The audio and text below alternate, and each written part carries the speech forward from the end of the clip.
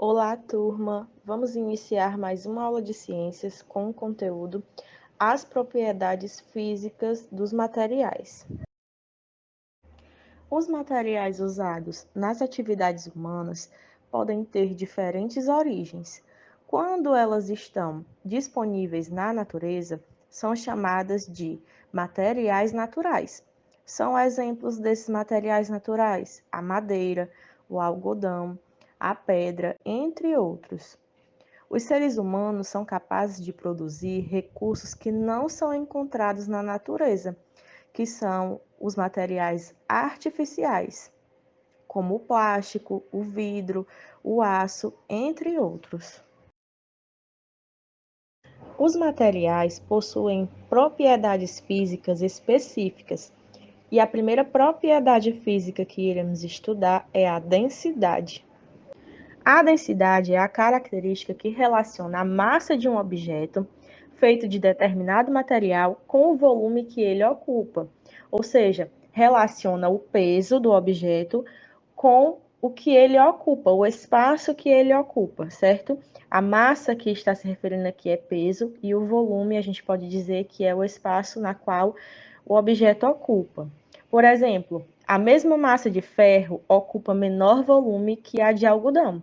Porque se a gente for querer 1 quilo de algodão, a gente tem bem mais quantidade de algodão para poder chegar a 1 quilo, né? Ou seja, bastante volume de algodão.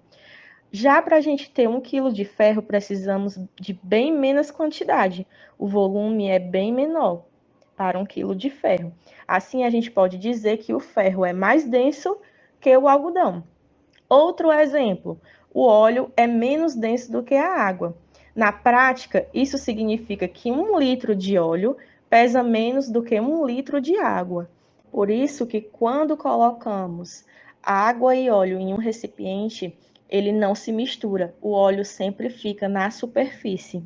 Outra propriedade física dos materiais é o que chamamos de resistência ou tenacidade. São objetos feitos de um material mais resistente e também mais difícil de ser quebrado quando submetido a algum impacto, como por exemplo uma queda ou uma martelada. Um bom exemplo de material bastante resistente é o aço. Outra propriedade é a elasticidade. São materiais elásticos que podem ser deformados e voltar à sua forma original quando a força causadora da deformação para de atuar sobre eles. A borracha é um exemplo de material que apresenta bastante elasticidade, pois ao puxar ela, ela estica e ao soltar ela, ela volta à sua forma original. Outra propriedade é o magnetismo. Os materiais que são atraídos por um ímã são chamados de materiais magnéticos. Os ímãs são objetos feitos de material magnético que atraem alguns tipos de metal, como o ferro ou ligas metálicas. As moedas são atraídas por ímã, por isso a moeda é um material magnético. Outra propriedade é a condutibilidade térmica. Essa propriedade indica a capacidade dos materiais de conduzir energia térmica, ou seja, a capacidade de conduzir calor. Os materiais que não conduzem bem a energia térmica são chamados de isolantes térmicos.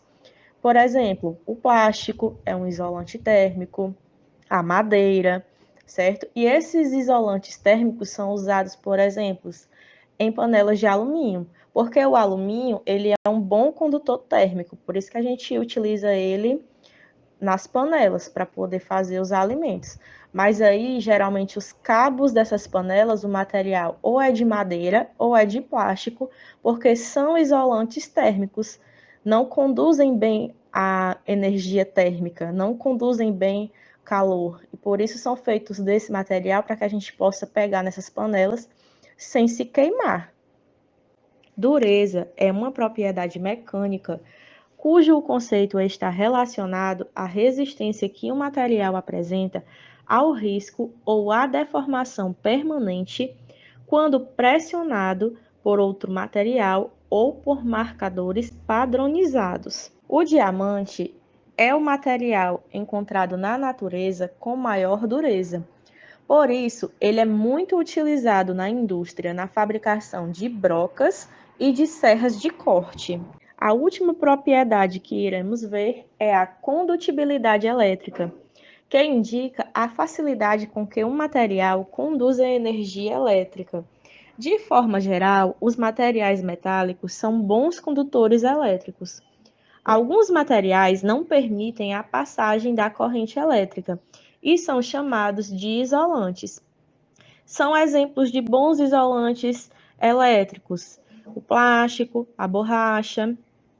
O cobre, ele é considerado um bom condutor elétrico e por isso é muito usado para encapar fios. Essa foi a nossa aula. Eu espero que vocês tenham gostado. Beijos e abraços virtuais e até a próxima aula.